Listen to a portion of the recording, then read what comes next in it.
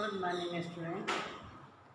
BEd second year में अभी तक आपको हमने जो है आपके बीएड सेकेंड ईयर में हिंदी शिक्षण का जो सिलेबस है वो सिलेबस मैंने लिखवाया था। सिलेबस 3 यूनिट के अंदर विभाजित है, जैसा कि आपको हमने बता ही दिया है कि बीएड सेकेंड ईयर में ऐच्छिक जो अनिवार्य ऑप्शनल पेपर है, ऑप्शनल पेपर में 3 यूनिटों में उसको विभाजित किया है।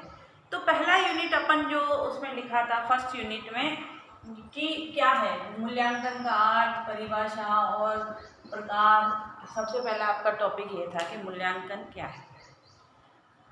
मूल्यांकन की प्रक्रिया आजीवन चलने वाली प्रक्रिया है। मूल्यांकन के माध्यम से हम वस्तु के गुण और अवगुण का अंकन करते हैं, अवलोकन करते हैं। गुणों के आधार पर किसी भी चीज़ की परख करके हम उसके सही और गलत होने की दृष्टिकोण या के बारे में जानकारी देते हैं। हम हर क्षेत्र में हर व्यक्ति है, चाहे पदार्थ है, चाहे वस्तु हो, चाहे कोई भी चीज़ हो, हम उस वस्तु, व्यक्ति, स्थान, पदार्थ, एनीवन जो भी है उन सब का अवलोकन हम उसके गुणों के आधार पर करने का प्रयास करते हैं, जो उसके लिए निर्धारित किए गए हैं कि एक व्यक्ति में ये गुण होने चाहिए, एक वस्तु में ये गुण होने चाहिए। हर वस्तु के अलग अलग गुण होते हैं, उन गुणों के आधार पर हम उसका अवलोकन करते हैं और फिर हम ये घोषणा करते हैं कि कौन सी चीज़ सही है और कौन सी चीज़ गलत है। सही और गलत का हम जो है उसमें उसके बारे में बताते हैं। तो मूल्यांकन की प्रक्रिया जो है हर जगह, हर क्षेत्र में, हर वस्तु में हम कर सकते हैं। शिक्षा भी उससे अछूती नहीं है।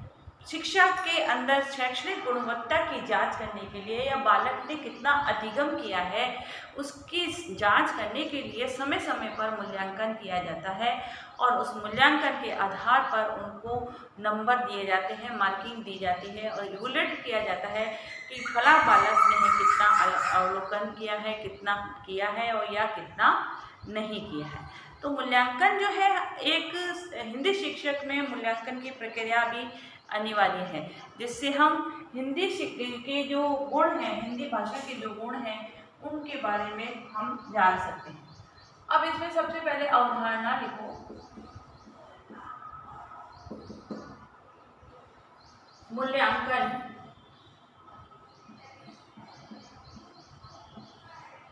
मूल्यांकन की प्रक्रिया जीवन पर्यंत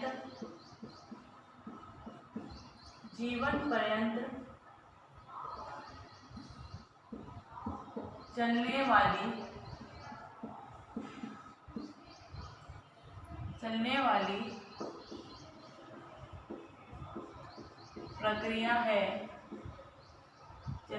प्रक्रिया है। जीवन के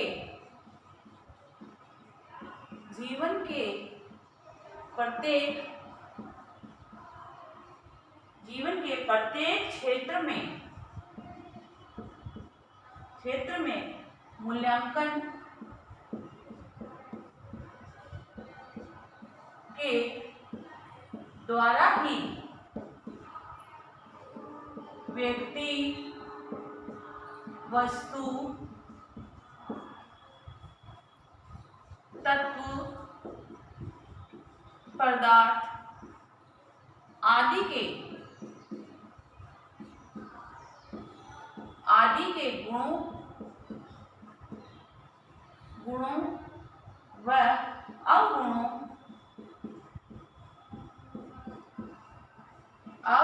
के बारे में बताया जाता है। जब हम किसी वस्तु के गुण अवगुण के आधार पर अवलोकन करते हैं तो ही हम उसके सही और गलत होने के बारे में राय दे सकते हैं, के बारे में बताते हैं। वैसे ही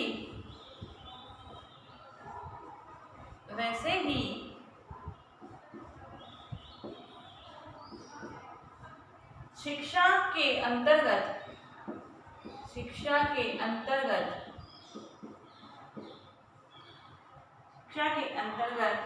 बालक के शैक्षिक विकास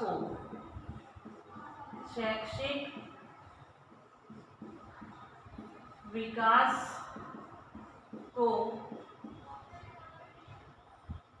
जानने के लिए समय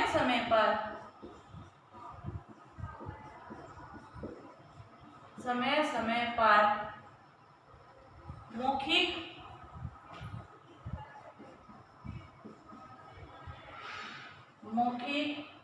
व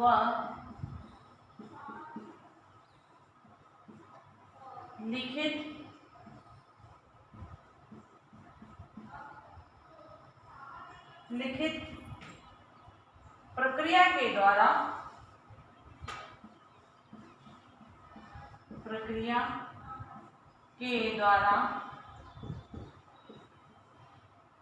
शैक्षिक मूल्यों की प्राप्ति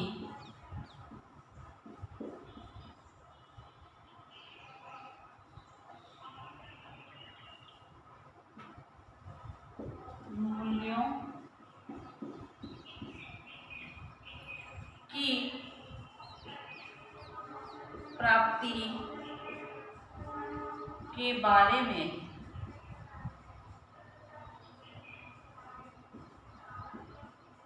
पता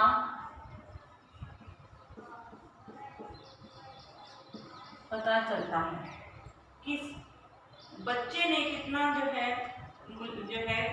शैक्षिक मूल्य शिक्षा के द्वारा कितना ग्रहण किया है, कितना जाना है, कितना परखा है, उसके बारे में जानकारी प्राप्त कब होती है? जब हम उनका लिखित और मौखिक पद्धति के माध्यम से जो शैक्षिक मूल्य हमने निर्धारित किए थे, वो शैक्षिक मूल्य बालक ने प्राप्त किए या नहीं किए, उसी को प्राप्त करने या एक शिक्षक के पढ़ाने के बाद में बालक ने कितना ग्रहण किया है, इसकी जांच करने के लिए जो है मूल्यांकन किया जाता है। मूल्यांकन दो तरीके से होता है, मौखिक और लिखित तरीके से मूल्यांकन किया जाता है। परिभाषा लिखें। ये मूल्यांकन की अवधारणा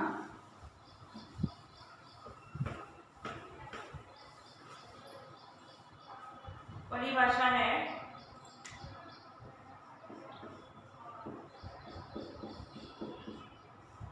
परिभाषा किसकी है?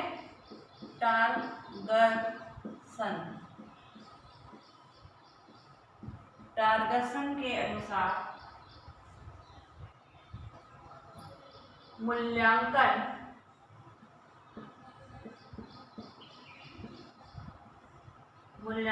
करना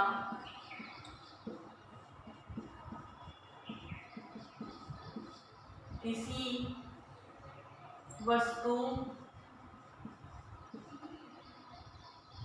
वस्तु या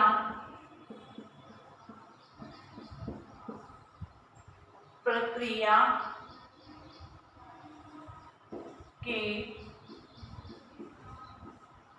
महत्व को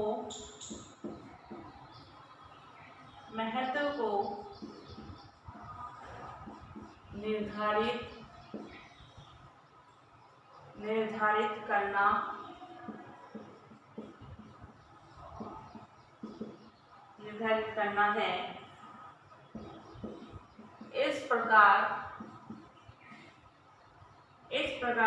शैक्षिक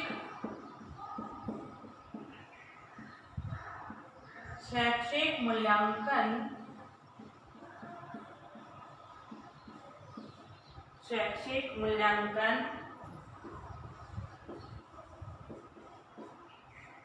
शिक्षण प्रक्रिया या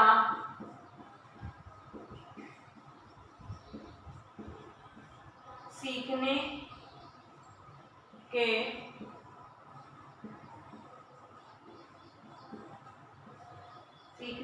अनुभव के औचित्य की मात्रा पर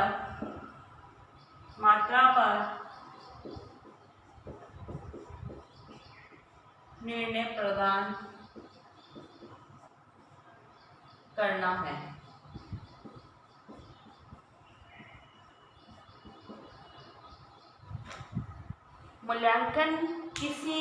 मूल्यांकन करना किसी वस्तु या प्रक्रिया के महत्व को निर्धारित करना है कि उसका कितना महत्व है। और महत्व जो होता है किसी भी वस्तु के गुणों के आधार पर जो है महत्व होता है कि कम और ज़्यादा। इस प्रकार शैक्षिक मूल्यांकन शिक्षण प्रक्रिया या सीखने के अनुभव के औचित्य की मात्रा पर निर्णय प्रदान करता है कि बालक ने कितना ज्ञान ग्रहण किया है या नहीं किया है। इसकी जांच जो है शैक्षिक मूल्यों की जांच के लिए मूल्यांकन की प्रक्रिया अनिवार्य है। बिना मूल्यांकन के शैक्षिक मूल्यों की जांच नहीं की जा सकती, गुणवत्ता की जांच नहीं की जा सकती है। गृह कार्य लीजिए आज का आपका।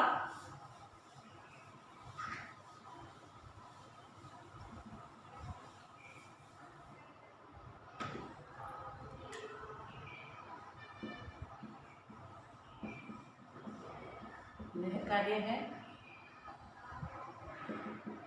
मूल्यांकन की अवधारणा व परिभाषा बताइए।